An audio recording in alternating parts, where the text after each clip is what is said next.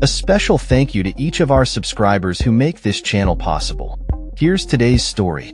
In a significant move that could reshape the economic landscape, President Donald Trump is set to announce replacements for two pivotal positions, one on the Federal Reserve and the other at the Bureau of Labor Statistics, BLS. These vacancies emerged following the unexpected resignation of Federal Reserve Governor Adriana Kugler and the dismissal of BLS Commissioner Erica McIntyre. Kugler's resignation, effective August 8th, comes ahead of the expiration of her term in January and has caught many by surprise. While the specifics of her departure remain unclear, it presents Trump with an opportunity to appoint a successor who aligns more closely with his economic policies, particularly regarding interest rates. Trump hinted at having several candidates in mind for the Fed position, indicating that he would announce his choice in the coming days. This vacancy allows Trump to potentially place someone who could take over as Fed chair when Jerome Powell's term concludes in May. Notable contenders for the Fed role include former Fed Governor Kevin Warsh, Treasury Secretary Scott Bessent, and National Economic Council Director Kevin Hassett. Trump's past criticisms of Powell, whom he labeled as too angry, too stupid, and too political, underscore the urgency for him to appoint a governor who supports lower interest rates. The implications of these appointments extend beyond personnel changes. They could signify a shift towards a more Trump-aligned Federal Reserve that prioritizes the president's economic agenda.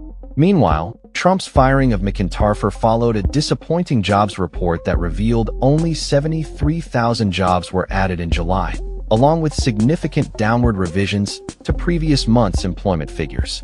The president's decision to terminate McIntyre has drawn widespread criticism, with concerns that it may politicize the data collection process at the BLS, an institution that has traditionally maintained independence from political influence.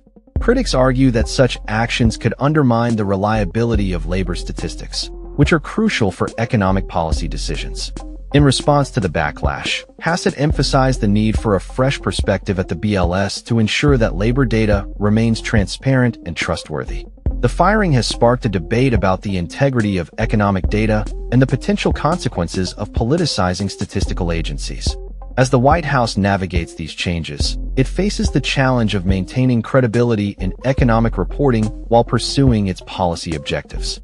The upcoming appointments at the Federal Reserve and BLS are not just routine personnel decisions. They represent a broader strategy by the Trump administration to exert influence over key economic institutions. As the president prepares to make these critical announcements, the economic community remains watchful, aware that these changes could have far-reaching implications for the U.S. economy. That's all for this story. We upload videos every day covering many different subjects, so hit that subscribe button to stay informed. Thanks for watching.